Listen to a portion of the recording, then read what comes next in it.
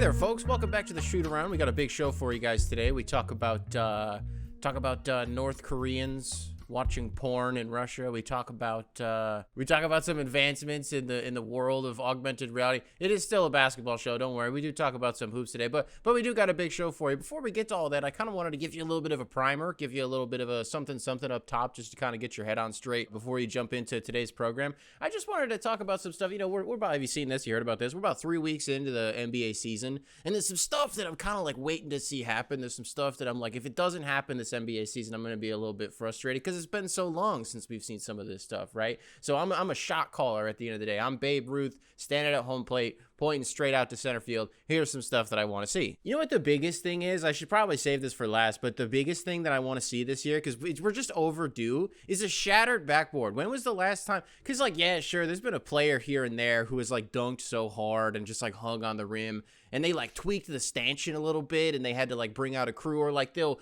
you know, like, the rim is kind of off-center, the backboard gets a little bit tilted. No. I want, like, a full shattered backboard. Because how long has it been? Like, how far removed are we from that video of Shaq doing it in, like, that weird gym, and he almost fucking dies? Like, that just, we haven't seen a player be at the risk of, like, almost dying. Not unlike some, like, Damar Hamlin shit where they almost actually die, like, medically, but, like, in a funny way, right? So, like, when was the last time a player, their life was at risk? Probably when LeBron James closed fist punched a 20-year-old Isaiah Stewart, and Isaiah Stewart almost killed him. Probably that, but that's not a shattered backboard, and that's what we're here to talk about today, right? So, oh, well, Nick, you brought up LeBron. Yeah, let's actually stay on him for a second, because I got an idea. You know, I'm somebody who grew up, and LeBron has been, like, my guy the whole time. Like, he's been in the league for I was born in 1998. LeBron was drafted in 2003. My whole life, the guy's been in the league. So that means, like, for me, that's my guy. That is my standard. That is my GOAT. But the one thing, for as perfect, as spotless as his track record has been, mainly off the court, but even on the court, like, the guy's pretty much checked all of the boxes at this point, and he's just kind of, like, hanging out, doing a bunch of stuff. The dunk contest. The dunk contest is the one thing that, for those of you who remember, like, somewhere between 10 and 15 years ago, like, every single year, LeBron would be like, hey, I'm going to do the dunk contest next year. Like, yeah, next year I'm going to do the dunk contest. Like, it's going to happen, and it's going to fucking rule because I'm LeBron James. And then there was even the one year where he was straight up at All-Star Weekend, and he said into a microphone on camera, I'm going to do the dunk contest next year. That never happened. So here is what I am proposing, is that LeBron does the dunk contest this year, but they swap out the backboard. Instead of it being real glass, they use, like, that sugar glass that break. You know what I'm saying? Like, when you use prop bottles that you need to break over somebody's head, and it's like sugar glass so that it breaks really easily, but it doesn't actually hurt anybody. What I'm proposing here is that behind the scenes, they swap out the backboard so that no matter what he does, like, the dunk doesn't even have to be that cool, but we'll get to see him shatter the backboard. Oh my God, perfect 50s across the board. And then he wins the dunk contest as, like, a 40-year-old at that point. That would be awesome. So, okay, so what's another thing that we haven't seen in the NBA that I want to see come back? Well, you know what a big hot button thing is all of a sudden? I don't really know why. I don't want to call people liars and say that they don't actually care about this, because I don't think they actually do. Some of you out there, I actually really care about. Oh, I'm sure you do. Coaches wearing suits again. I guess JJ Redick was on record before, like, one of the first games of the year.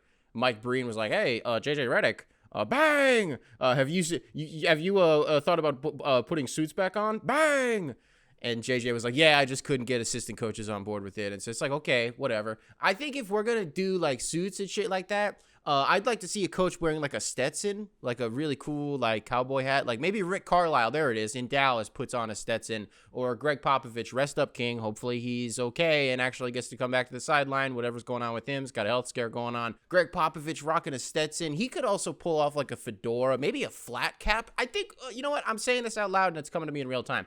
I want to see the coaches starting to wear hats. That's, I think, the move here. Because the athleisure movement in what they normally wear, like fucking quarter zips, track suits, like whatever, it's cool because, like, that's what I wear, and, like, that's what, like, most people wear that, like, watch these. That's not true, but that's what I wear, and so I feel representation, and I don't always wear suits and Stetsons and flat caps and shit like that. But it would be cool. And then the third and final thing, Nick, what's something else that you want to see in the NBA that we haven't seen in a long time? A player going nuts, just, like, going crazy for a little bit, gives us like an 8 points, 9 seconds, 13 and 35 from Tracy McGrady. Feels like it's been a long time since we've had one of those. And you at home may be like, oh, well, no, my favorite player did it on this day in 2018. But then if I look back at what it was, they scored like 5 points in 7 seconds. And it was like they hit a three and then they stole an inbound, got a layup. Or like they got a layup and then they stole an inbound and they got an and one, like some variant of that. Boo, tomato, tomato, tomato. That's not what we're talking about here. I want to see somebody do something nuts in a really, really short amount of time. And I tried to Google this. I was like, I'm looking up like NBA points fast and quick. And it pulls up like JG Wentworth 877 cash. And I was like, that's not what I'm looking up. And then I looked up NBA players score fast, short time.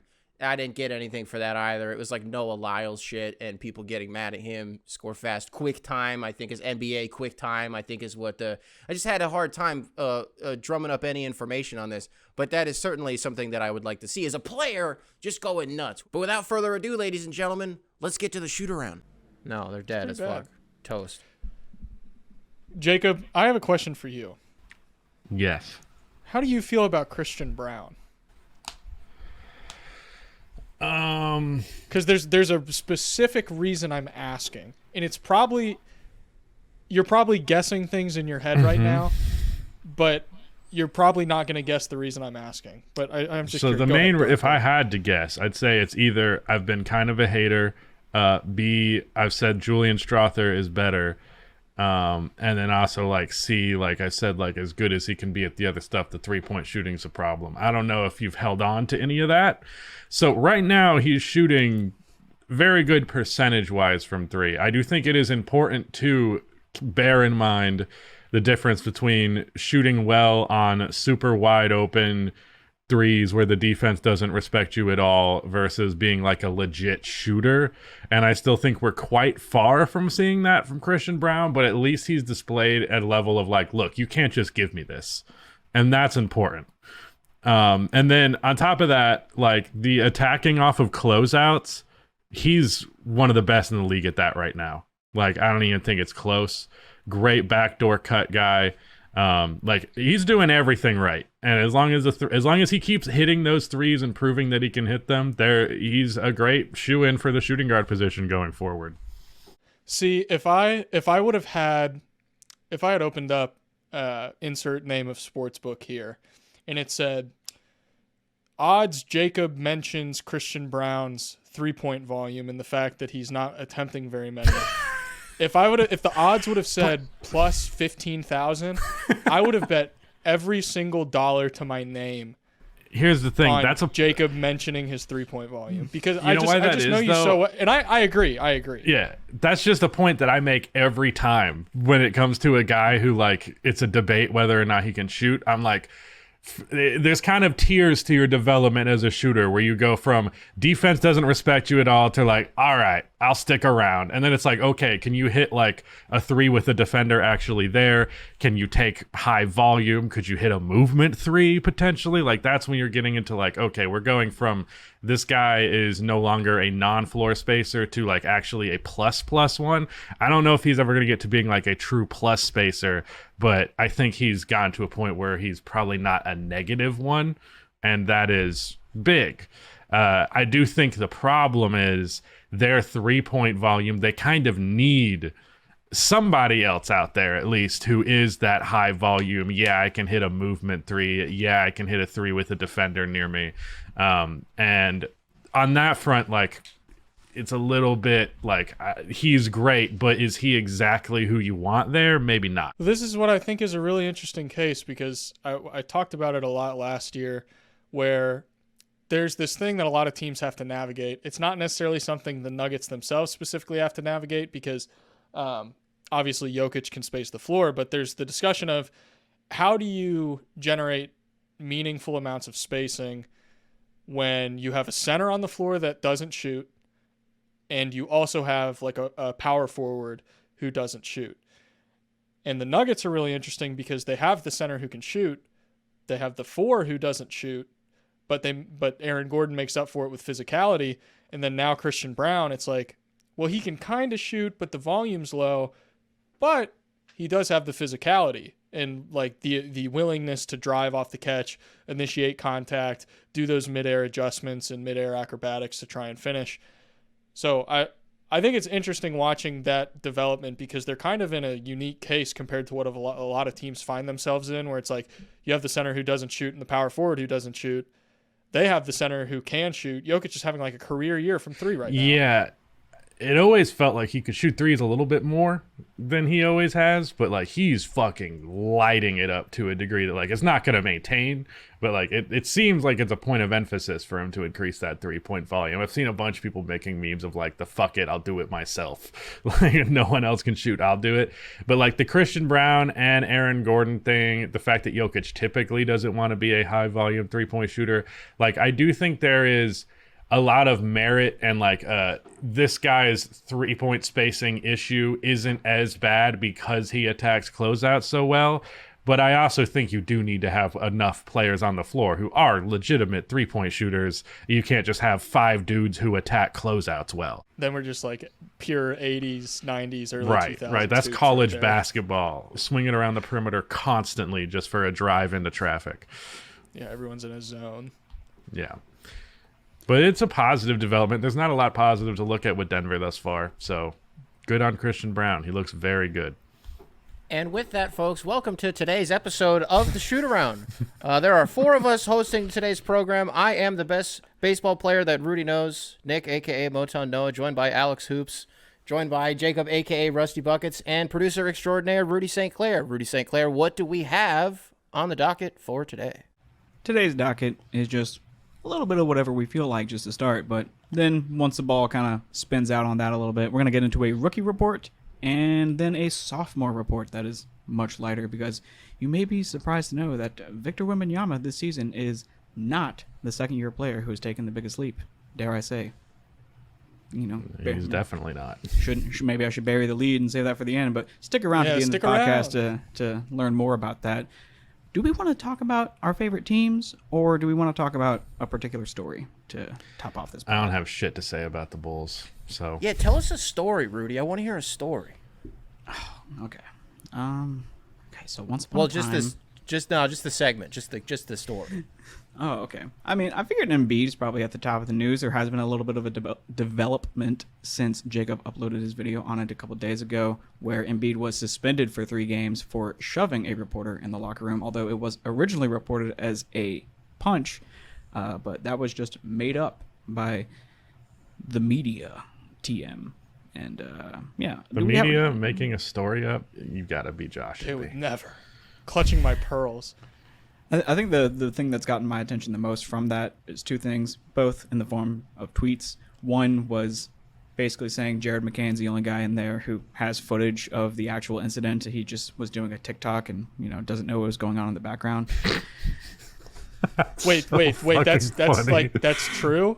Or that's like a I think it's a bit, but I love to imagine a world where it's not. Funniest TikTok. Jared McCain's just doing a dance in front of the camera, and then Embiid's insulting a man in the background. Assaulting. Right. Is a shove a warning or is it an assault? And doesn't matter if it's a man or a woman or a man. I think it depends how hard you shove. Shove is a warning. But I think it yes, depends. we do have to consider the context of like a shove is a warning in all cases. It's like, get away from me. I have not begun assaulting, but I'm about to. I feel like in real life that's true, but I wonder what like the legal precedent. No, legally is, what wise, the wording of a the shove law is. can definitely be considered assault. It really depends the degree of it. It's always up to the judge. The letter of the law doesn't matter. It's whatever the guy with the gavel says. It doesn't matter. Embiid has enough money. Lady, or just person. He'll be fine. Embiid's not going to jail, I don't think. Are we sure about that? He shouldn't have even gotten suspended. Yeah. Also, I think it's very funny to suspend a player whose main criticism right now is that he's not playing games. That's just fucking hilarious. Yeah, that was the second tweet, was saying that they're just laughing their way through this because he was going to rest those games anyway. Yeah. Well, the suspension doesn't start until he's like medically cleared to. Surely, I believe but it's all it just- takes is the team saying he's medically cleared, But I believe Yeah. it was they already determined what the games was and when his first game back is, so I think it's set in stone. Yeah. Well, I think that's because he was like slated after the fact to like they were like, well, he is actually able to play now too, so that's why they can just go right into the suspension. Yeah. There are a lot of takes out there about this. If you watch Jacob's video, the summarized version of it is like, fair play, Joel Embiid, like that was valid. And then the opposite end of it, look, I don't think I'm out of line when I say that Joel Embiid should be in jail for the rest of his life and Marcus Hayes should be the new center for the Philadelphia 76ers. Is that crazy? The senator? No, the center. No, Joel it's a center for the Philadelphia 76ers. That's Marcus Hayes' job now. It's like some type of what's a Freudian slip, but you hear it instead of say it. I did a verbal typo earlier, and my girlfriend thought I was kidding. I wasn't kidding. I meant to say to her heresy, and I accidentally said hearsay. Like involuntarily, I just said hearsay, and then she like looked at me funny. I said, "Sorry, that was a verbal typo." I've never had something like that happen before, but that's kind of autocorrect. They call those prefrontal strokes. No, there was no toast invading my nostrils. Nothing crazy like that. My face wasn't droopy.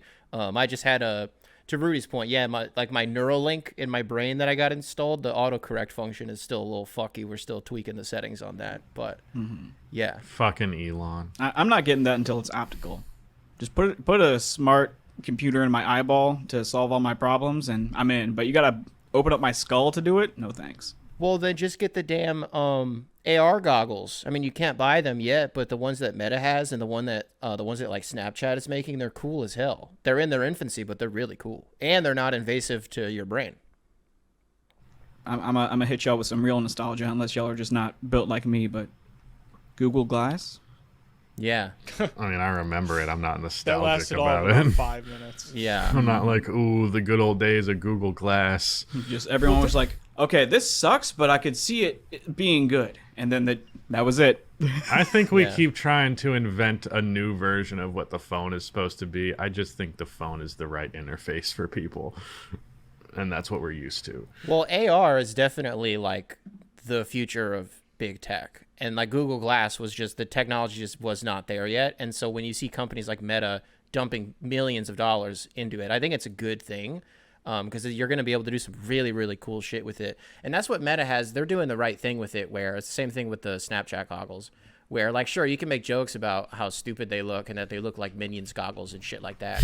But the amount of tech that they pack into those things is crazy when you look at the skeletal versions of them. And I think that what I'm saying by they're doing the right thing is like they will never be for sale. The Orion goggles, or rather they're called the Orion glasses that they have right now, will never be in retail. But they're inviting a bunch of like tech reviewers in for controlled demos so they can be like, look, this is what it's gonna, this is what it's gonna be capable of. Like the biggest problem with the Vision Pro right now that Apple came out with. This is a basketball podcast, ladies and gentlemen. Right. I was like, damn, I didn't realize I was touching on a huge passion for you. Yeah, holy cow. Yeah, like the Vision Pro, they're like taking it off the shelf because the price point was too high and because there's nothing to do with it right now. Like what Snapchat is doing is they're also not putting their goggles up for sale, but you can purchase like a creator kit, pay like $90 to $100 a month to get essentially a renter pair of the glasses so that you can develop apps and shit for it. So Snapchat is giving the creativity to the user to see what, they can do with it while also getting a little bit of rental money on the side for it. So I think it's really cool. But by the end of the decade, like you see, with the Vision Pro, like you can do like courtside shit with NBA games and whatever. I think you can do that with like MetaQuest and Oculus and shit like that. Mm-hmm. But there's just not enough like infrastructure for these to exist really yet in a meaningful way. But that is being developed, and I think it's really fun, and I think it's important. I'm most curious as to if it's going to be like in terms of like corporate hierarchy and its use in the business world, if AR is something that's going to go top down or bottom up, is it going to be something that people in warehouses uses as like a mandatory part of their work life, or is it going to be like a pretty toy for an executive to manage his micromanagement with in the office first? Because like eventually it has the bandwidth to go both directions, but like who's going to be first?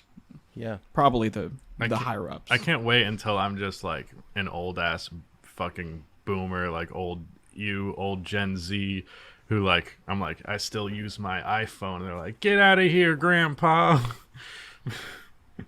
Yeah. Well, that's enough about Joel Embiid. Let's get into this rookie report. That was all about Joel Embiid. Can I say one more Go thing? for it. Oh yes, I need you to, please. I think it's just I just like it's the most like low hanging fruit ever. But the fact that the writer faced zero repercussions for what he wrote, just like you wrote something that is, in my opinion, just like objectively disgusting. Like there's no way around it. And the fact that nothing came from that for him on his end. It's like, Yeah. wow. I've definitely seen Philadelphians call for the Inquirer to fire him already, and I've also seen clips of him in the past on sports shows. It was a hockey show, right? And they were talking about how it was like fucking bring your dad to work day for the NHL or whatever. And Marcus Hayes was like, and then like, you look like you have something to say. It's like, oh, good thing they don't have that in the NBA. And it's like, whoa, let's go to commercial. It's like, this is the caliber of person we're dealing with here. So the fact that the Sixers ownership and Daryl Morey were like, yeah, this is unacceptable. We're on your side, buddy. It's like, I get that they were trying to avoid a lawsuit. I should have mentioned that when I said that in the video, because a lot of people were like, they're trying to avoid that. I get it, but also gross. Also just be like, hey, superstar player for my franchise who means everything to us. Maybe I won't say the guy who said some fucked up thing about your family deserves respect. I don't know. It sounds like Marcus Hayes is impervious to putting a lid on his beast mode tendencies. I may have to look into this guy because it sounds like he's fucking hilarious. Sounds like he rules. This guy's crazy. You gotta love awful people, because the thing about awfulness is no one really expects it. And in my opinion, comedy is founded on expectations, so it's unfortunate. But terrible people can be absolutely hilarious. So easily, too. All right. That's a take, right. I guess. He's right. Sure, He's right. sure. We got 2 Rudys now. What the? You guys are going to have to fight to the death. That's my plan. Who do you guys got your money on? It's like that movie Split. Left Twix or right Twix? I was just thinking about this the other day for Halloween. I was a right Twix guy, always. What do you mean? And then the other one I was thinking of, remember when Mike and Ike broke up?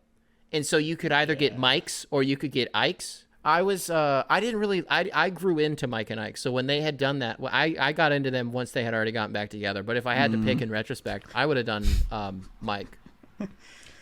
It's like a fucking band. I wasn't really into their early stuff, but once they broke up together, fucking, I love the new Fall Out Boy. Yeah, post hiatus Fall Out Boy. When like my songs "Know What You Did in the Dark" came out, I was like, oh yeah, this band is fucking back. Yeah.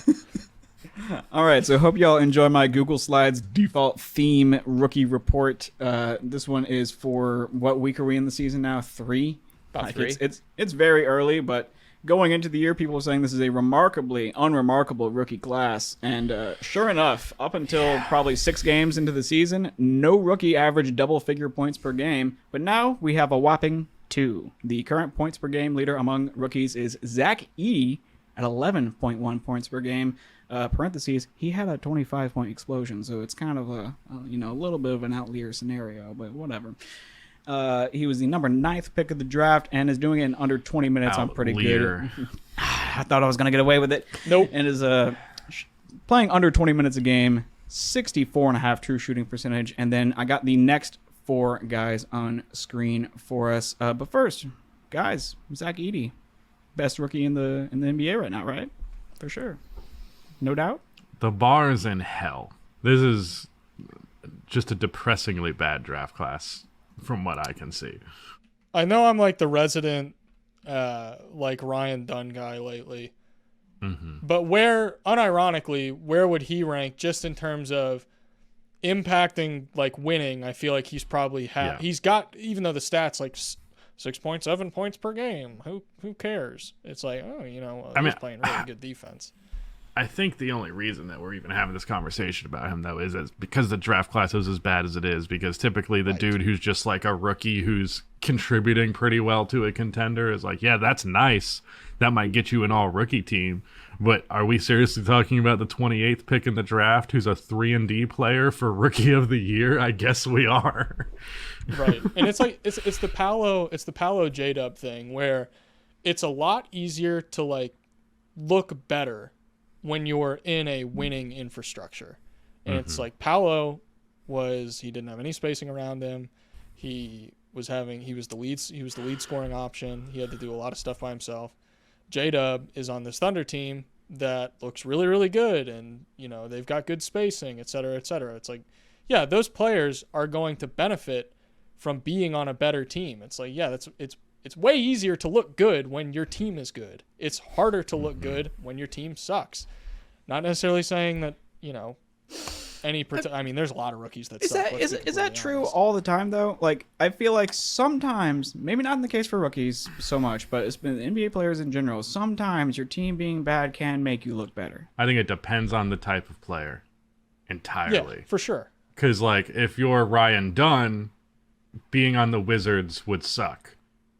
But, like, if you're just, like, a bucket getter and you just want opportunities to develop that aspect of your game, then being on the Wizards doesn't sound too bad. Fun fact, the two minutes per game leaders among rookies, we'll get more into this later, are Wizards. Both of them. That makes sense. The NBA came out with their official rookie ladder today, purely coincidental. We were not inspired by that, although I guess it was kind of foreseeable in the general pipeline of NBA news. But Zach Edey is number 1, Bub Carrington number 2, and another rookie on the Grizz, Jalen Wells, at number 3. Ryan Dunn, number 4. I would probably put Ryan Dunn over Jalen Wells, but it's similar levels of impact, perhaps. I think Ryan Dunn is probably more impactful, but when you just look at the raw numbers, unless you're watching every game super close, I could easily see why the NBA puts Jalen Wells over Ryan Dunn. Very funny, Rudy. Very clever, doing an inspect element and putting Zach Edey at number 1. Refresh the page and fucking show us who's actually there. No shot. You got me. I'm hacking. Can someone tell me why Alexander Sarr seems to think that he's a shooter? Like that's what his game is supposed to be? Because it's giving like Josh Smith to me. Ooh, that's a fun comp. He is currently third in rookies points per game. Yeah, Josh Smith is one of the most fun players ever. I'm sorry, you didn't want him. Whenever he didn't shoot jump shots, he was super fun. Whenever he did crazy ass dunks or crazy ass blocks, that was super fun. Then he'd take a jump shot and you go, Josh Smith, what the fuck's wrong with you? Here's my problem with you people. You see, okay, y'all want people to play the in-between game, go tween, hezzy splash, all up in the mid-range when it goes in. Y'all don't want to see it when they're just okay or bad at it. Y'all only want to see swish. Yes, I would rather watch get Kyrie your shit Irving off, Rudy. than Jordan. No, Rudy, I totally get what you mean. You're 100% right. I would watch Kyrie Irving. I would watch Kyrie Irving do handles and mid-range jumpers, even if all of the swishes were cut out. Yep. Even if I never saw the rim in any video, I would be like, yeah, this and one mixtape is sick. Yep. Fucking, I don't give a fuck about Jason Williams' shooting percentage. He could do this and pass the ball. When you, there is a threat, that's fine for highlights. Highlights versus actually sitting down and watching a game is a whole different conversation when it's watching this dumbass decision making nonstop, especially if you like are invested in the result of it. I find dumb play frustrating after a certain amount of time. Says the J.R. Smith lover. That's true. Get your shit off, Rudy. But J.R. Smith, as many dumb moments as he may have, is not like a possession to possession gonna do some dumb shit type of player. I'm LeBroning you. This is you're J.R. Smith and I'm LeBron. Right I didn't say that version of J.R. Smith was my favorite. I liked Knicks J.R. I'm more of a Nuggets J.R. myself. Facts, dude. Rudy, goddamn, Rudy, get one more goddamn takeoff. I'm gonna rip my fucking shirt off. Jesus Christ. I need a soundboard to do the air horn right now. Seriously. Random tangent. Is J.R. Smith like? Okay, who's the this might be too much of a tangent, but what's the best like non-all-star highlight reel? Like you're not gonna like this answer, he might but it's be Jamal Crawford. No, I'm okay with that. Okay. Definitely an aesthetically excellent player. Yeah. No doubt. Unless you're like talking about him. What's your beef with him? You think he's a pussy and you want him to be killed? What's your deal with him? You hate him? Yeah. You hate him. I just hate that people call him the greatest six man of all time when it's not even close. Yeah, it's Lou Williams. It's not him either. Alex Sarr's 46% true shooting from the field. Or true shooting from the field is a little bit redundant. True shooting percentage. Not good for a big man. Not good for it all. Not good for a big man at all. Not good for it all. Jalen Wells, who was picked 37 picks later and is a guard, shooting 47.5% true shooting, which is better than Washington's number 2 overall pick. What's the big man lowest position. minutes per game for a number 1 overall pick, like, ever? Because 25 has got to be up there. Did Bargnani play that many? I actually don't know. Maybe it's him. But number 1 pick for Bargnani. Huh. Yeah, so Zachary Good job, Risache is right on that same. Yeah, good job, Nick, indeed. Who's the whoa? What's his name? Bennett, Anthony Bennett. Anthony Bennett. That's a good one. Yeah, that's a good one. What did he play? He played 13 minutes a game. God damn. Wow. You know what sucks about Anthony Bennett for me? How are you the I number one really pick? liked Anthony Bennett in the draft. And when he got number 1 overall, I was like, yes, I'm right. He is good. I didn't like him in the draft, but I like watching his highlights, like just to pretend to live in the reality where he's good and you just cut out all the shit. I'm going to be honest. I haven't watched a single minute of Zachary Risache.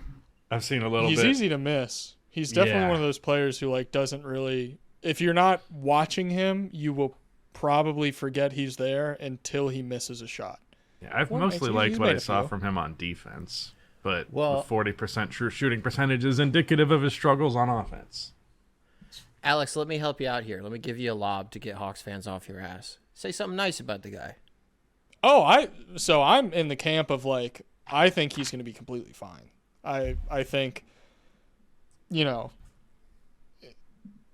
the shooting stuff, it's understandable. Like, yeah, shots aren't going in, panic button, panic button, panic button. Like, the one thing that people are not patient with is, are your shots going in? If the answer is no, you don't have any time. You need to be better now. But a lot of other stuff they'll be patient about. And I understand, like, yeah, you see him clank a few off the front of the rim. You're like, the first overall pick? Really? Are we serious? It's like, guys, it's okay. I'm not saying, like, is he going to be, like, all-star caliber, number 1 overall pick? Probably not. I wouldn't personally put a ton of money on that. I think there's other guys who probably have all-star potential in this draft class that were taken way lower or higher, I guess. Lower, higher, whatever. I always You guys hate get what that I'm too. saying? I get what you mean. I hate that too. It's awful. But yeah, I think the Hawks have been a fun team to watch. And I think, yeah, have a little patience with him. If we get to January and he's still at 40% true shooting, we got some issues. I think But rookies don't shoot well. That's like just yeah. a universal truth. Most I of was this is not even close to the lowest rookie true shooting percentage we're going to see today, by the way. So I'm thinking like Trevor Ariza on Adderall. That's Zachary Risache's peak right there. y'all see that That's a fun quote where player. he says in Europe he was like a super athlete, but in the NBA he's just some guy. Yeah, that was not a good quote. You don't want your number 1 pick saying that, I understand man. where he's coming from, though. He's just being honest. Like, that's just being real. I don't know. There's a line where it comes off as being unconfident, and I don't think he really crossed it, but it is a funny quote. Maybe it's a culture thing. Maybe I don't understand the French's swag, you know? Meanwhile, you have Victor Wembanyama, who's from the same fucking country, and the guy shows up and he's like, the blood of my enemies is in the sand, and I morph the sand into a pane of glass, and I use that as my personal backboard at home. You're like, Jesus, Victor, chill out. So I don't know, something to be said. He's like that the boxer in the Key and Peele sketch. You guys know what I'm Wemby, talking about. I wish I did, man. vaguely, yes. I wish I did. I don't remember every Key and Peele sketch. He like unfortunately. starts crying for like imagining him on his deathbed with his family looking at him. Oh, yeah, he's just like, what am I supposed to say to that? He knows this ain't real, right? Yeah, now I know what you're talking about. Yeah. Before we move on to the minutes per game leaders, because that's the next slide of this little PowerPoint presentation brought to you by Google Drive, not a sponsor. Anything else we want to talk about on this slide before I click next? Who the fuck is Jalen Wells? I'm glad you asked. He's just a buttery smooth scorer on the Grizzlies. He was another home run second round pick that we got. Our ability to hit on two-way contracts from fucking scrubs and turning them into role players and second round picks turning out to be solid NBA guys, like, it's a good habit that the Grizzlies have that I think is going to keep them competitive even if disaster strikes. Yeah, something I feel weird about Memphis is that their second string dudes are like fine, and then they have like the most goated third string dudes of all time. Like their third stringers are like better than most teams' benches, but then their bench, like just their normal guys off of the bench are like, they're fine. I'm cool with those guys being in the rotation, but it's just they can go so deep, but like they're never getting anybody who's higher than like a 77 overall, but they have 10 77s. If you change them to power forwards or shooting guards, their overall usually goes up. I learned that from Kenny taught me that one. yeah. Yeah. Shout out to him. Yeah. My coping mechanism lately has been playing MLB The Show, and part of my system there is basically, not all the time, but in past franchise modes, basically all the time, if a player has a D level potential, as in A, B, C, D, E, a D potential, C or above is all I'm taking. I'm cutting every D. Take that out of context if you want. I feel like the Grizzlies front office has that ability to where they can just see the potential rating. They're like, yeah, no way. Not on my roster. No, thank you. So, looking forward to Zaire Williams. Yeah. Oof. Okay. Yeah, that was a dud. We didn't actually get to 100% scouting on him, and I will say I don't know what his stats look like, but I have seen some good stuff from Zaire Williams on the Nets. yeah, he hasn't looked too terrible. But like, also, again, bad teams can make bad players look good. So Well, he's one of those guys where like if you compile all of his best plays over his entire career, and you can say this about literally every single player in the NBA, if you compile their best plays, you're like, I see it with Zaire Williams. This dude's a future star. And then it's like, oh, okay. Never mind. right, you watch it in real time, you're like, oh, that's for one All out right. of his 8 minutes. Let me give him credit right now. Zaire Williams through 8 games, 9 points a game, 3 rebounds in 20 minutes. He's shooting 53% from the field and 39% on 3 3-point attempts a game. I love it. Shout out.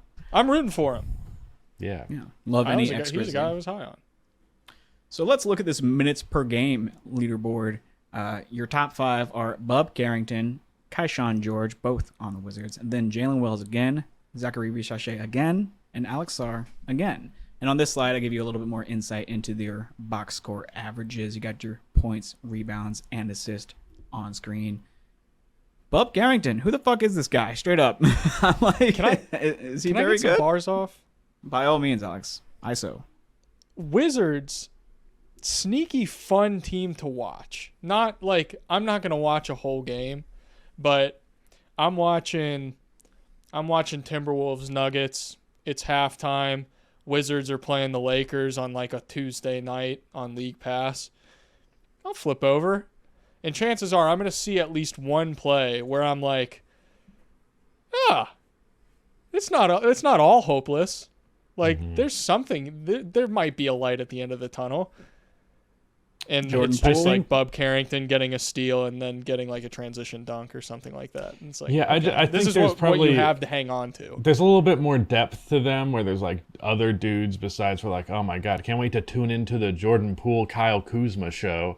It's like, yeah, now there's Bub Carrington, there's Bilal Coulibaly, who we're probably going to talk about for the sophomore segment. Absolutely. But there's actually like a reason to watch them. Where last year there was a little bit of the Coulibaly stuff, but like he was very clearly raw, which is not a super fun viewing experience for a full game to watch a super raw 19-year-old prospect. But yeah, I've watched 2 of their games thus far, and I've enjoyed them more than I typically would enjoy a Wizards game for sure. Jordan Poole, also playing good right now. Vindication for Matt Issa. Last I checked, he was leading the league in steals at 2.8 per game. He is. Super efficient 22 a game. Pool party is back. Did you Bring your listen? Did trunks you out. listen to the media pass, Jacob? Yeah, I did. Okay, so it's funny you said efficient 22 because that was like our running joke with him is like, if we can get Jordan Poole at 22 points a game on like 56% true shooting, that's a win. It's like the bar I think he's so. I do think he's at 60 right now. Like he's been really he's good. been great. Yeah, if you fucking inspect Element and type in 60. Anything to stand out in terms of 62%. Our top 5 in terms of minutes per game? I mean, you got.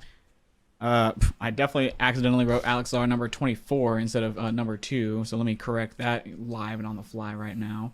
But you got the 39th and 24th overall picks being the second and third leaders in minutes per game among rookies. Is this the type of surprise that you expect with the shitty rookie class?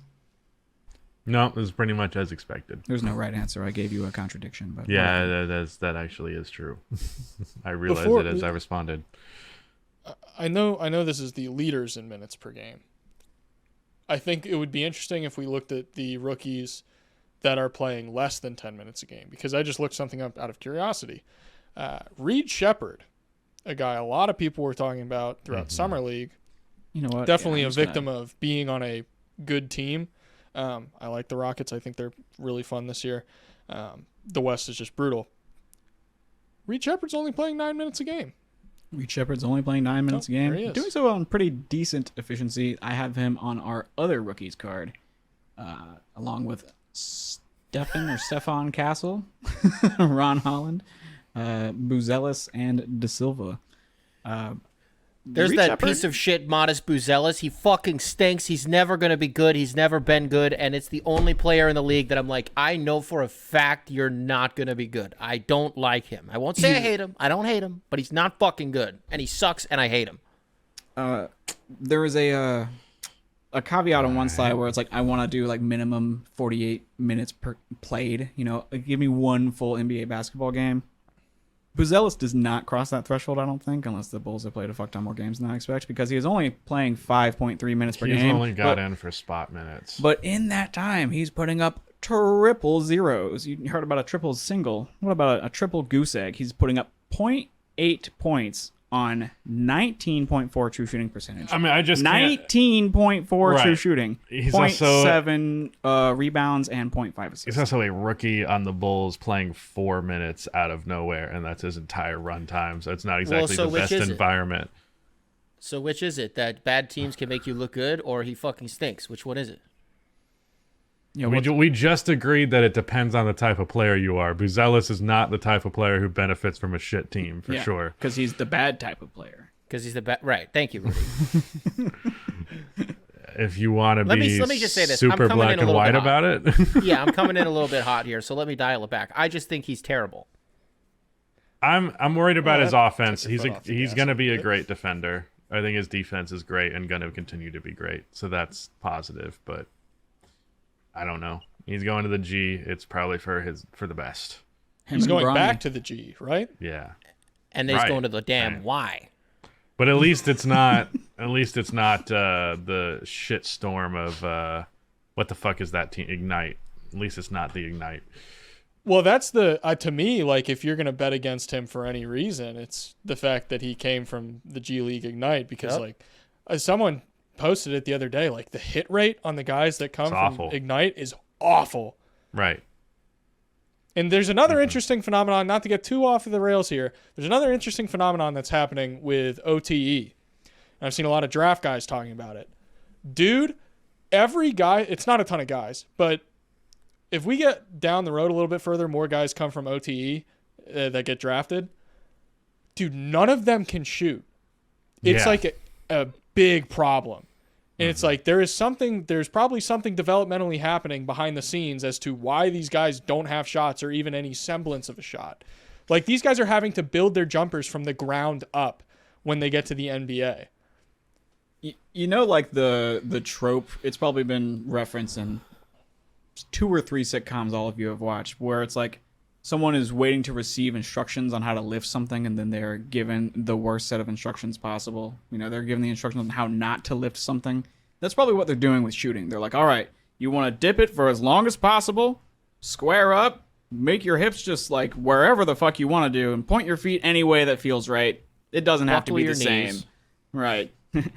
Clap 3 times, click your heels, and say there's no place like home, and then shoot. Right, just you got to put it back here and launch it. Yeah, that's probably maybe what it's they're like teaching them. maybe they're all getting Markelle Fultz and they're all getting shoulder injections. Man, I can't. Is that what happened to him? He kept getting injections in his He kept getting injections, and Drew Hanlon went along with either his own plan or Markel's team's plan or Markel's plan. Whoever initiated it, Drew Hanlon went along with it and tried to coach his shooting form out of what it had been and into something new that could adjust for his shoulder injury, and he broke forever. Mm-hmm. There's some other conspiracies which we're not going to unpack. We don't want to unpack the motorcycle conspiracy. Yeah, there's the motorcycle thing. Mm-hmm. I actually did not know about that, and then I posted that video recently that was about like why is Markelle Fultz not signed, and I talked about like thoracic outlet syndrome and all that, and his shooting problems and stuff. And then I got like a bunch of comments from people that were like, "No, what really happened is he was in a motorcycle accident." And I was like, "What? I had never heard of that before." It's crazy. I actually made a video about it with like a super clickbaity thumbnail. Yeah, dude, that's I don't like even you remember could, this. Yeah, you could cook with that for sure. Just this player forgot how to shoot because he rode a motorcycle. Yeah, it got 136K views. It's 5 years old. The video is the Markelle Fultz story he doesn't want you to hear. Oh, so shameless. Oh, my goodness. We got our own Marcus Hayes here. Yeah, geez. I wish I could put photos in the chat because I would love to send the screenshot of the thumbnail because it's just so funny. There's a red circle around a motorcycle and it's an arrow pointing to his shoulder on his jump shot. It's great. Perfect clickbait. That's what it's all about. I was a little 19-year-old boy. What can I say? Marcus Hayes is a grown-ass man. Just we are not the same. Let's go to this rookie true shooting leaderboard because we've been looking at a lot of guys who can't get a bucket to save their life. Let's look at the guys who are getting nothing but buckets. Keaton Wallace is the current leader. The qualifier here is what I mentioned earlier, 48 minutes played total.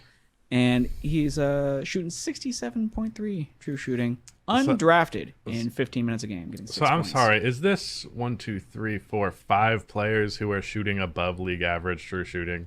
Indeed, they are. But it's only 5. It's like right around 58. So like the rookie class, almost everyone universally is below the average efficiency. Yeah, the next 3 on the board are... Which it makes sense that there would be a dip for rookies, but Jesus, there's not more than 5 dudes who can get over league average. The next 3 are Bub Carrington, Ryan Dunn, and Jared McCain at 57, 56, and 55 true shooting. You know what? You know what's interesting about this list, particularly out of all of the stuff that we've looked at? All of these guys have like not hyper specific, but very, very specified roles. Like their responsibilities are clear. Like Keaton Wallace. Fun fact: he's Cason Wallace's brother. For those that didn't know. And like, if you know that meme from The Office where it's like Pam with the 2 pictures and she's just like they're the same picture. It's the same picture. .jpeg. Yeah. Keaton Wallace, Cason Wallace, it's the same picture. .jpeg. But all of these guys like Zach Edey, dog, post up. We're gonna get you the ball. Do your little hook shots, set screens for Ja, do a little DHO stuff. Drop coverage, et cetera. Dalton Connect, you're going to be a movement shooter. You're going to fly off of screens. We're going to run these cute little, dead corner DHOs, et cetera, all the JJ Redick nerd stuff. Super specific role. Donovan Clingan. Admittedly, haven't watched a ton of Portland Trailblazers this year, but I remember his whole thing coming out of college was like, hey, this is what he's going to be. And if you ask him to do that, he's going to be fine. And then Filipowski, I really haven't watched a ton, but I know his whole thing was like very NBA ready. So like these guys who you put them in specified roles where you're like, yeah, we just need you, like, don't do anything else. Like, we don't want you to do anything you can't do. If you just go on the floor and do the things that you can do, we're going to be happy. And I feel like that's all of these guys. It's reflected in the true shooting percentage. They're just being asked to do what NBA teams already know they can do. Which I guess isn't a groundbreaking revelation by any means. I mean, every revelation doesn't have to be ground. You know, like there's nothing wrong with pointing out the obvious. These guys, there's no surprises here, like you said. So I think it's interesting that the next 3 guys are perimeter players, though. Keaton Wallace and Dalton Knecht, the only perimeter players here. Typically, big men tend to kind of dominate true shooting percentage unless they suck at the free throw line. But, you know, the fact that we got some pretty good perimeter players that's shooting relative decently. to how many attempts they get, because if they're not even getting to the line, it doesn't affect it that much. Yeah. But, I mean, really, Zach Edey... Shut up, nerd. Get his ass. How does it feel, Jacob? Yeah. I called you Stat Boy last episode, so it's fair enough. Yeah, you hit it a little too hard, too. It's like no, I didn't. It felt icky when I listened to it back because I felt bad about it. I was just joking. Yeah, throw that into the apology ISO 2 episodes from now or whatever. It has never genuinely hurt my feelings, so I know. Take comfort in that. Pretty sure you're older than me, too. Hey, my feelings can still be hurt by words. Yeah, the fuck? What are you talking about? No, I just meant... I'm older than all of you, and I'm by far I meant the I most referred handsome. to you like as a boy, like I made you, like what's the word I'm looking for? Son of a... You made you his concubine? Whoa. Whoa, brother. What, you don't know the I've reference? been seeing that. No, I know the fucking reference. That's exactly why I said whoa.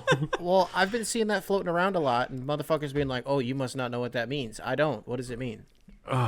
We're adults. Our listeners are adults. Tell me what it All means. right, I don't know if this is going to be in, but let me just tell you what is. happened. The Navy SEAL who allegedly killed Osama bin Laden quote tweeted it was a bunch of like Yeah, the fucking- Kamala people. I saw a it. bunch But of what does it Kamala mean? twinks.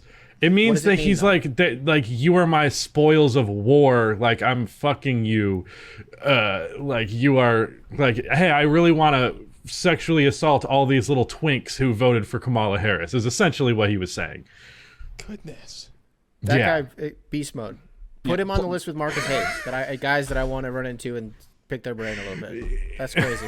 He alleged, like, the dude who maybe killed Osama bin Laden's like, dude, I would love to pedophilically rape all these boys. That would be sick. Goodness. Publicly. They all, I feel like at least 5 of, I don't know how many were actually on the mission, but they all claim to have killed bin Laden. Yeah, I don't like believe they're all any like, of I They had a took the firing for shot. squad sure. But he's like, no, situation. I took the shot. I think like- he's the guy who said it the most, so I'm just, Oh, okay. We went from the He, like, United has a States book. government being like, right. They were like, we're going to protect the identity of these SEALs for the rest of their lives. And then this motherfucker comes out and he's like on Oprah and he's like, I killed bin Laden. And you're like, what? I mean, And then if he I does a killed, book tour. look, Yeah. if I killed bin What? Laden, I would be telling everybody that I killed bin Laden. So I get it. Like, I wouldn't be able to keep that shit tight-lipped at all.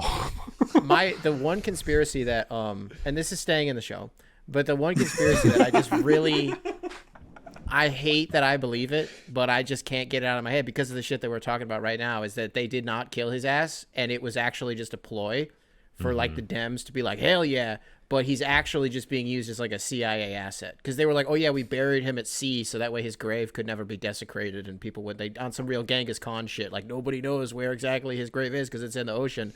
I don't know. I think he's We like wouldn't in want to some disrespect black site. him by having people Yeah. desecrate his grave. So God forbid. do you guys remember the we're flying off the rails right now. whatever. Hey, we're here It's though. okay. It's okay. Do you guys remember the picture of Saddam Hussein in the hiding place in that Yeah. picture?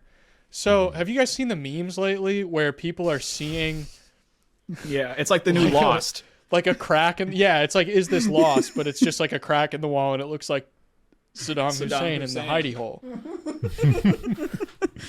That's the name of this podcast, Saddam Hussein in the Hiding Hole. Goodness. What? No, not like I'm not saying it's not the shoot around anymore. I'm saying the name of this episode. Oh my god, That sounds like a full that sounds like a rebrand. Panic at the Disco song. Or like a Synonymous third and wave undeniable. ska band. Yeah. I'll that's better remember than Panic. pretty much the only time I've ever felt patriotic in my entire life is Osama bin Laden was killed on my 12th birthday, and I was like, hell yeah, they That's got another him. song Happy title. birthday to me. Yeah. Osama bin Laden was killed on my 12th birthday. Yeah. Yeah. Jacob, give us a conspiracy. We'll finish on this. We'll get back on the road after this, but Jacob, give us something that you believe. Yeah, he Give us gave some, like, himself moon up. landing shit. We gotta, yeah. I mean, I have basic ones. I don't really have a That's unique okay, one. but I mean, one I that you think the believe. FBI killed Martin Luther King. No, didn't they? I thought they like released documents on that. I don't Was think it it's the like an CIA? argument. No, yeah, it's and I also CIA, think it's yeah. the CIA. Tomato. I've heard both. yeah. Both are probably wrong. It was a Well, secret third agency. thing. Well, his family sued the government in civil court and won, but there's that plausible deniability of civil court aspect to it, so it's like not official. But no, I think that, and I also do not think that there was just one shooter for JFK. But again, these are fucking basic. Everybody thinks this for the most part, to the point where it's barely even a conspiracy. Mine is that got there's no anything- aliens. There's just people on the ocean floor. Dude, I made a comment because we were talking about Wilt, obviously, in this recent main channel video, and I was like, blah, blah, blah. But, this is a little bit underwhelming by modern standards, but we didn't even make it to the moon yet. In the script, I pointed out to Rudy, I was like, dude, I guarantee you we're going to get a comment on that. We got a comment in the first couple of days that was like, we still haven't made it to the moon. It's like, yes! I knew some motherfucker was going to be like, actually, we did not go to the moon. My least favorite thing about Neil deGrasse Tyson is that he came up with a joke that he will tell to fucking everybody if he gets the chance to do it. He heard loves him tell this talking. joke. It's his favorite I've heard thing. him tell this joke 15,000 times. So if the joke goes something like this: yeah, the United States, they're in this space race with the Russians, and they're like, oh fuck, we got to beat them there. So they're like, what's a way that we can do it? Oh, okay, so we get the biggest, fanciest, shiniest director in Hollywood. We get Kubrick on board, and we put we'd film it in this studio, and we'd make it look like we went to the moon. And then what the Hollywood execs found out is that it was too expensive. So what they decided to do was shoot it on location. Yeah.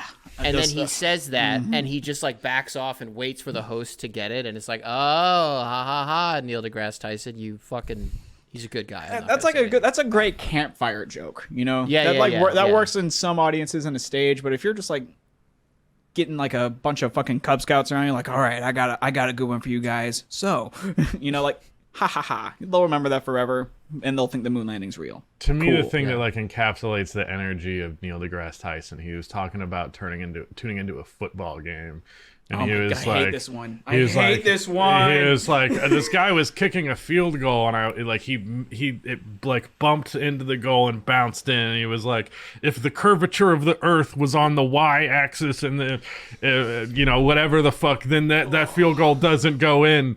I was like, shut the fuck up, you fucking dork! You push your glasses up. I think he was talking about the double doink. That might have Yeah, been what that was. it's the double Bears doink. Yeah. Yeah. He's like, what are the odds? yeah. But I've never if- I've never felt more that I wanted to shove someone in a locker when I was watching that clip back. Yeah. My, I mean, Alex, all right, dude, at this point, all three of us have given one, so come on, give us something light. You got anything Dog, vaccine or dog. Boston Marathon related? Oh, come on. You think I'm vanilla like that? Come on, dude. Oh, okay, let's get weird. Remote viewing. What do y'all know? Is it like when I get a virus on my computer and someone controls No. my mouse? No. Anyone? I have no fucking clue. What you're Is talking As soon as that- you start to talk about it, I'll be like, oh yeah, but go ahead. Is it Okay. teleporting out of your body and looking through someone else's eyes or something? Kind of. So basically, the CIA ran a study. We might actually. Well, we don't have to cut it. It's public. You can access this information. I just don't. I don't want to get shadow banned or anything. or a knock on So- the door. The CIA basically proved. They conducted a scientific study that said, Jacob, let's say I was like, okay, I want you to close your eyes, and I want you to tell me. I want you to describe. Say I had a camera at Times Square, and I was like, Jacob, close your eyes, and I want you to tell me, describe one person to me walking around Times Square right now. You would be able to, the CIA proved this, that there is enough scientific credence to this that you would be able to, if you concentrated hard enough, etc., you would be able to describe somebody in Times Square. And the CIA verified this, that it was not a 100% hit rate, but I believe the wording in the literature that was published was there is enough data here that this is at bare minimum worth investigating further because it is compelling data. I don't get what are you saying though? What's you can the see with your Okay. eyes closed You anywhere on Earth if you try hard enough. Basically. And so they- now they the brought theory up- is the CIA uses this for intelligence of like, tell me what's going on in the Kremlin right now. And they have Right. people who are susceptible to this and they're able to see what's going on in Moscow right now. That feels I think there was something about this with It's like spiritual technology. that seems like a stretch. not me. with Desert Storm. I don't remember when it was, but they brought this woman in because she was like, I'm a psychic. And they were like, all right, let's test it. And then they asked her a bunch of like really specific questions related to intelligence. And she like was able to like just be like, yeah. So yeah, this is I definitely. feel like that would depend on the person because there are some people who are very like have a very visual inner like inside their head and other people who can't visualize shit at all. So that's the other thing. Goodness gracious, I did not expect to talk about this much. That's another thing that the paper says is certain people are more like attuned to it, basically. Like more people, you have to be a certain type of person to be able to like do it, quote unquote. Yeah. AKA autistic. I do have one more. This is my silly one that I choose to believe that like Mattress Firm is a front. That like they're way too Yeah, common. all right, man. They're We gotta all get over you the in your place. bag. They're all over the place, but like who needs a mattress that much that there's 5 in every city? Like you buy you buy a mattress like once a decade, maybe twice if you're rich. Just Did they're you in the guys see going the bankrupt thing? business. Did you guys see the thing about the North Koreans they got shipped to Ukraine to fight in the war with Russia, and the soldiers have never had unfettered internet access before, and so they're boy. just like binging porn. Naturally, it's the first thing you got to do. You got to get the goon session. The real question is, are they doing it in VR? I don't think they would have the facilities for that, but you know, All right, we need to corral this thing. let's move on. That was enough of a Oh, so conspiracy as soon as I start segment. bringing up North Koreans watching porn, that's a step too No, far. North We can talk about- Koreans can watch porn. I'm okay with that. We've been doing this for a while. I'm okay with that. Is great. We just killed like 15 minutes on this. That's podcasting, baby. It's an art, not a science. Let's check out this other rookie slide I got. These are not leaders really of any sort, more so standouts, especially relative to their draft position. First of all, who can tell me who is featured in the image here? Sorry to our audio listeners. This is not for you for the next 10 seconds. Who is that? I know who it is, but do you guys? Wait, what?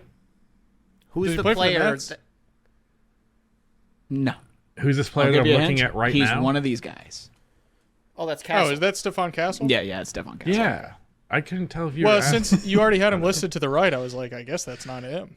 Yeah, no. Almost You got you. tricked us. Almost. Stephon Castle, 6 points per game on 37.9 true shooting, 2.6 rebounds per game, and 2.3 assists. Very high up in the assist leaderboard for rookies, albeit it is a very, very, very pathetic list where it's basically Bub Carrington and then no one else doing anything of significance. I feel like most guards take about a month and a half to figure it out.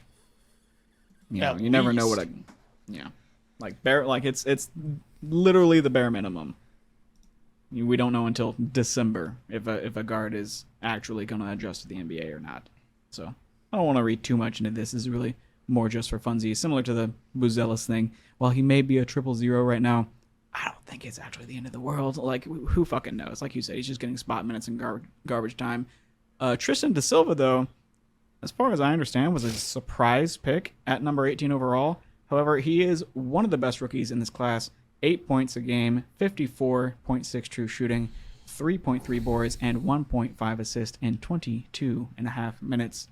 And then, last but not least, that we haven't mentioned on the slide so far, Ron Holland. Right? He hasn't come up. Nick, has he stood out to you? He's playing 14 minutes a game, shooting pretty well, getting rebounds. Yeah, I mean, a commenter, I don't remember if it was here on the shoot around or if it was over on the Coping Hour, which you can find over at Motown or on Spotify. I don't remember where the comment was left, but I was doing my spiel about, hey, it's weird that the Pistons drafted the same guy twice in a row if they feel like a Sarr Thompson is going to come back, right? So it's kind of like a tea leaves thing there. But somebody made a good point that the reason that they drafted Ron Holland, even if it is the same guy, is that his scoring upside is higher, right? He can put the ball in the hoop, and he did that at a pretty high level. I don't know if it was a high level, maybe being hyperbolic. There's some That was on the take. shoot-around clip, by the way. In the summer league, that he was like, okay, so you can, and then you get to the regular season, it's like, well, he's like so much lower in the pecking order, but like, yeah, it's definitely still there, and I'm just more interested in watching him play defense because he does it in a quintessential Piston way. So yeah, he deserves all the minutes he gets. I don't know, it's gonna be tough for him to carve out more unless somebody gets hurt or like, because I just don't think we paid a couple guys this offseason. It's gonna be hard to sort of put them at the end of the bench. Unless someone gets hurt or maybe someone gets traded or something. But for right now, like, dog, the Pistons are big time chilling with him. And there's this. I don't really want to say there's a case for him to win Rookie of the Year right now because I would be me when I fucking lie. But no, it's about the happiest that you could be with a Pistons draft pick given our track record in the last like 20 years. Yeah, well, especially with wings. Yeah. Was he another G League guy? Sorry, Rudy, I didn't mean to. He was Ignite or OTE. He's Ignite. I think he was Ignite. Okay, I was just curious. Gotcha. Yeah. I do want to point out we were correct last pod episode. It was the day that they played the Sixers, and they hadn't won a game yet. And Detroit did indeed win that game, as we predicted. So let's pat ourselves on the back. Really feel like true NBA analyst here, taking basketball deadly serious, as I said on episode 1 of the season. But unless y'all want to talk anymore about these guys, we can move on to the sophomore report. Yeah, stinky sophomores. What I'm going to do here is just pull up all the numbers. So bear with me for a second. Thank God we're not live anymore. Otherwise, this would be tedious. Oh, yeah. We don't even have to worry about that. Oh, right. No matter how. Magnifying glass. Right. It's just too many my numbers. monocle out so I can look at the. Right, but there's only 26 sophomores that even qualify for leaderboards so far this season, and when you sort them by points per game, the top of the board is not Wembanyama, but instead, drumroll please, Grady Dick, big old Grady Dick, putting up 21. 2-2 with 2 stocks per game, 2 turnovers, and 32 minutes per game. He's growing so fast, dude. Right in front of our eyes. Big, hard, veiny Grady Dick. All right. Yeah, let's get it all out of our system. You just said nose. Get me on that. But yeah, then Victor Wembanyama right below him. Real quick, More about Grady Dick? I can provide some substance on Grady Dick because I'm doing some exploratory research on a video on him. So, like, his whole thing is really tall dude who can shoot, like movement shooter. I mean, like really basically tall. Just like a taller, probably a little bit quicker and more athletic, like Duncan Robinson. But dude, I tell you what, the thing that's like really Duncan surprising Robinson me is taller than Grady Dick. Oh, what? 6'6" does not sound right. I think he's definitely taller than that. I think that neck gives him like 2 more inches. That's a lot of neck. This dude, like as a driver, is way better than I thought. And I admittedly had not watched a ton of Grady Dick prior to this season. But he's just like, this dude throws himself at the rim. And I'm sure this has been said before. This probably isn't a groundbreaking take, but I feel like dudes who are really good shooters, who have just like really good shooting touch, when you have that like shooting touch and you're driving and literally just throwing yourself at the rim, that shooting touch can help you make those just unorthodox finishes. Because like, yeah, if you can knock down a 3-pointer flying off a screen at 100 miles an hour using just like really nice touch, you can probably knock down a layup where you're getting punched in the face by this 7-footer waiting for you at the basket. It's like those are translatable skills. Sorry, I got distracted by the more dick pages part of the basketball reference screen. There's just too many puns available. I watched a game of him recently. I made a joke at the start, pre-pod, where we were doing dick puns, and I said that he hung in the air on a layup really well. But he actually has caught me by surprise on a couple of different instances, like where he just actually hung in the air for a little bit and had like a really acrobatic finish. And like we were talking group chat as well, like I think Noah said that like Dick was coming for Heroes title as like white boy of the month, white boy of the NBA, but like I think he's playing to his strengths and not trying to be a player that he isn't, in the same way that Tyler Hero did, where like look at the assists for Grady. Like he is not a ball handler, he is not a playmaker. That dude comes off of screens and he either shoots or he attacks off of the catch, and like he's just super efficient with it. Mid-range shots off screens, threes, whatever. Like it's giving like Rip Hamilton a lot when you watch him, and it's very fun. There aren't a lot of like high volume scoring shooters who literally are just like, I'm coming off of a screen and shooting, and that's the majority of my offense. I'm looking at the steals too. This is crazy. 3, 2, 1, 3. That's wild. Yeah, most recent game he had 26 points, 4 turnovers, but 5 stocks, 3 steals, 2 blocks, 2 rebounds, and 5 assists. Yeah. Shooting 50% from the floor, 44% from 3. Like that's incredible for any player. I don't think he had like these kind of expectations when he was drafted. I don't think anyone was like, oh yeah, Grady Dick, 20 point per game scorer. But like he's doing it, and he's doing it efficiently. Unfortunately, because of the exact criteria that I put into this basketball reference list, Chet Holmgren does not come up, but he would probably be next or first in the category here. What's this criteria? The criteria is drafted in 2023. Oh, yeah. As opposed to has two. I can't believe this has come up multiple pods in a row, but I guess Chet is just such a name now that's going to have to come up all the time. Why don't you pull up Chet's individual page and he deserves having his own page specifically, because he's definitely been the best sophomore thus far. I don't even think it's really been close. Chet Holmgren this season. Last week he was averaging like 22 and 13. He has come back down to earth. 17, 9.7, and a 2.7 assist. Still shooting quite good though, although overall 3-point percentage is down based on where he was at last year. 24 PER. I know we don't like PER, it's a bad stat, but holy crap, what a high number, you know? You know what my favorite thing to do is? Chet Holmgren's 3-point percentage this season is at 30%. And I've talked a lot about where I'm looking at guys shooting well to start the season, and I'm like, guys, look, they're shooting like 41% from 3. I know it's a small sample size, but come on, isn't that cool? And then I see Chet shooting 30% from 3, and I'm like, well, that's going to come out. Put 0 stock in that. That means nothing. And I'm like, well, they're both the same, basically the same sample size. Like, but, you know, as long as it suits my agenda, that's all I care about. 17 a game actually puts him at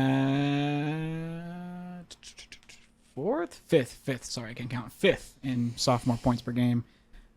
So a little correction there for you. Is Wemby a disappointment so far? Absolutely. Let me blow this up. I think it'd be just malpractice to suggest otherwise. Definitely. I don't love how many people were just like, oh yeah, Vic's in a shoe-in to be like top 10 player in the NBA next year. Like, it is not a guarantee that like after a strong rookie year, you're going to be way better the next year. A sophomore slump is an expression for a reason. The people who were betting on him to win most improved player, I had a person close to me, they sent me their ticket, and they had him on there as it was like their parlay was, whatever bullshit, and they had him on there for MIP, and I was like, well, first, like, he's a second-year guy. Like, unless he's going to get MVP votes this year, like, there's just no way. So, who would that be? Who's the leader in the clubhouse for you guys? It's probably RJ Barrett. Dude's putting up hella assists, scoring hella efficiently. He's really stepped up his game. Let me pull up the numbers, because what about Dennis Schroeder? Dennis Schroeder's another good contender. It's like 31. Yeah, but Is he that I old? know. Maybe That's that's the why. story. That's why it's cool. I'm so tired of this award. Always like. I think the award should specifically go to dudes who are like, no one thought you were gonna be all that good, but he's up to 20-7 this year. He's shooting 50% from three. I will say he was almost this good in OKC. To be fair, Yeah. So, but I like that pick. That's fun. I've seen Rudy. I'm sorry. Will you scroll back up for just a second? Mm-hmm. I've seen Maple Mamba. People have called RJ Barrett that forever, right? Star J fucking rules. Broadway Barrett. God damn, that's cool. Usually these basketball reference nicknames are dumb as hell. That's a sick. These are awesome nicknames. They went like 3 for 5 here. You're not feeling ducky? No, or headband I just don't row. know what it means. I just don't know. I what feel like ducky that's means. one where it's like one of those where it has like a lot of personal meaning, and so I don't want to say it's bad. And then they're like, oh, his grandma gave that to him, and then I'm like, well, I'm a terrible person. I'm Marcus Hayes now. Just a major shoot-around canon character now, Marcus Hayes. Yeah, we're getting a lot of mileage. RJ Barrett this season putting up more than double his career assist averages, putting up a total of 26, 6, and 8 in his box score, as well as 44, 38, 70 shooting splits. The assists are what really stand out to me. You look at his last 5, and he's got 1 with 12, 1 with 10 most recently, and then more high numbers on top of that. So RJ Barrett might be the real deal. Could he carry the Raptors to an accidental playoff berth? We shall see. What else do you want to talk about on this long have we not list of talked second-year about players? Kubali? No, that's the one. I knew there was something. Bilal Coulibaly absolutely He's right breaking there. out. Absolutely breaking out. He's 20 years old as well. Putting up 17, 6, and 2.5 on great efficiency. 55, 40, 80. Or excuse me, 44, 80. Wow, what a three-point percentage. Yeah. Yeah. No, it's crazy to be this good, this young, to be this efficient on such a shit team as well. Just, man, Bilal was a guy last year where I felt like some people were like projecting a ceiling on him that I didn't quite see. And I do think people tend to do that when a player is 19. We're just like, yeah, the sky's the limit for this guy. If he's under the age of 20, we can project him to be Michael Jordan. But damn it if I wasn't wrong, because this is a pretty fucking remarkable second season so far. I doubt he'll maintain this level of efficiency, but it's not just a matter of efficiency. It is also a matter of him looking extremely comfortable, and the efficiency is a result of that. My favorite Bill Simmonsism is whenever a dude plays for Team USA for the first time and he talks about how that's really going to matter going into the NBA season because that experience really matters. He's never fucking right about it. But with Bilal Coulibaly, like, he plays for France this summer in the Olympics. Didn't get to play a ton, but, like, I don't know, he got some minutes here and there. And, like, it actually seems like maybe, I'm not going to say that was the driving factor in it, but at least playing that at that high level around a bunch of really, really good players, like the Yabuseles of the world. There's somebody else on the team that I was forgetting. But, comparatively Nick to Batum, the Wizards. Evan Fournier. The joke was that I wasn't saying Rudy Gobert. Oh, so then okay. he goes back to the Wizards where it's like, what is he supposed, you know what I mean? I don't know. I'm really happy that this one's panning out. Those splits are bananas. That was a banana split joke that I had, and I walked right into it, and then I closed the door and walked away from it. God damn it. Unbelievable. Big Bilal Coulibaly guy. Rudy, can Definitely you would do be me a favor? Yes. I was going to say he'd be like the number 1 pick in the draft for this past draft, right? Surely. Like, no doubt. Yeah, probably. Can you go look at his usage? I'm giving Jacob more ammo to call me a nerd. I'm just curious. I want to see if I it's just gone made up, an 'cause, I hour-long just feel video like it would've about gone up. usage, man. I'm all about that.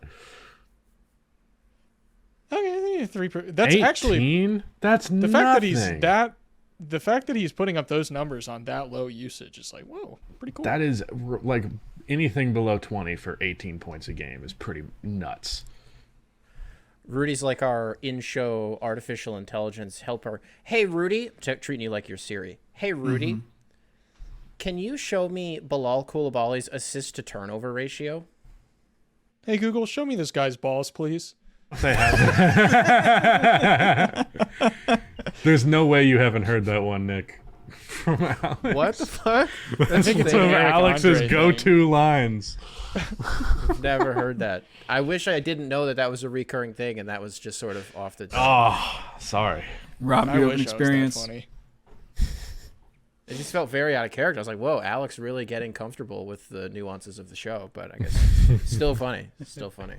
I don't think assist to turnover ratio is on Basketball Reference. Yeah, you gotta calculate that shit. Mm-hmm. Yeah, you gotta I go mean, to the you can dark also web. just Look at literally look. Gotta go to the dark web. Gotta go to onion.tour to figure out Balakul foul. Man, the gatekeeping of information in the NBA has gone too far. You have And that to brings up watch today's sponsor, NordVPN. You have to watch a Red Room clip, and it's just like Oh painted my in blood on the gosh. background. Just getting NBA stats off Live Leak. Jesus Christ. Keontae What are your George. sources for these stats? Live Leak. Nah, I don't think any of these guys are interesting. I'm good on not talking about any of these scrubs. What about Jordan Hawkins? Oh, Oh yeah, Jordan yeah. Hawkins. That's your boy. Good player. So dude, he's got that dog in him. Like he was who was he talking? Who was he? He's also He got into some Hawk in beef him. with a player. Was anyone watching that game? No, But I understand. I don't know about Because this. I don't think Hawkins Zion beef. was playing, and I don't think Brandon Ingram was playing. So it's Yeah, like, what's the fucking point? what am I watching this for? Well, I mean, I like Jordan all the Hawkins? players, Yes, I'm not you gonna- are watching this for Jordan Hawkins.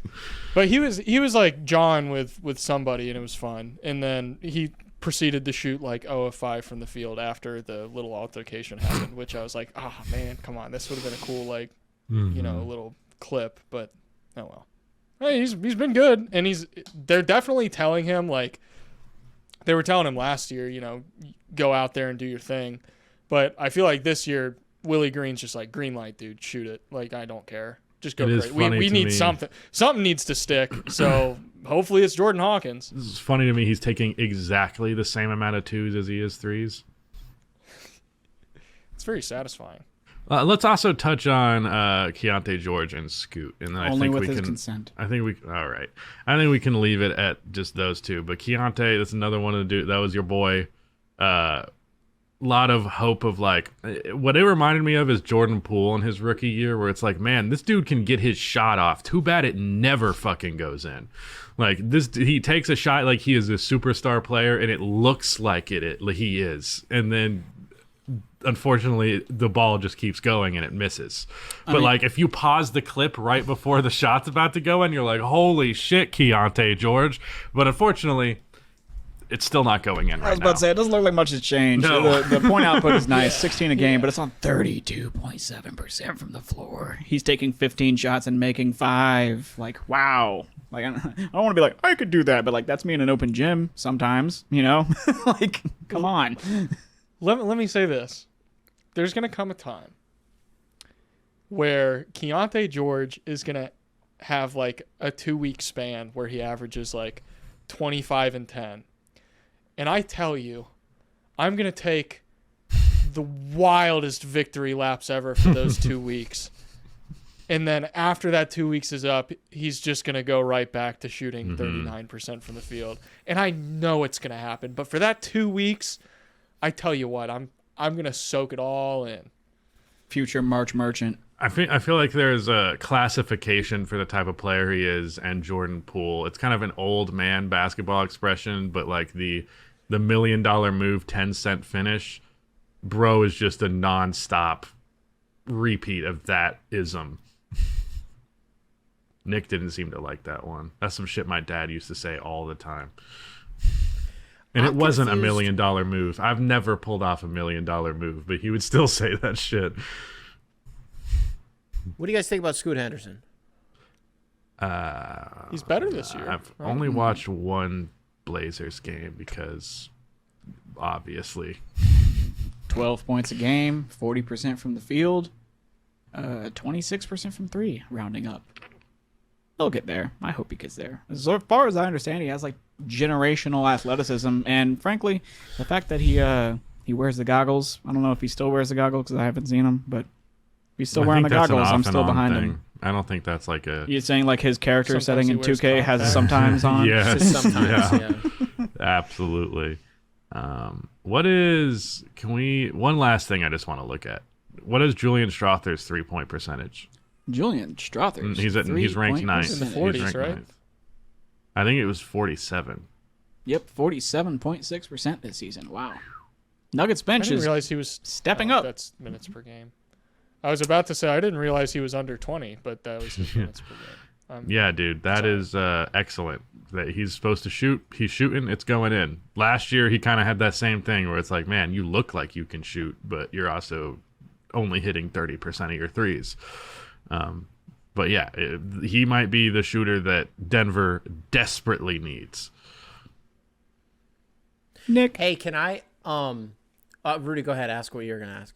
Nope. I was just gonna prompt you to speak No. to potentially close out the show. Because we're getting high on the runtime. Yeah. Yeah. Hard on them dudes. Everybody's trying to play the right way. Salute. Be aggressive.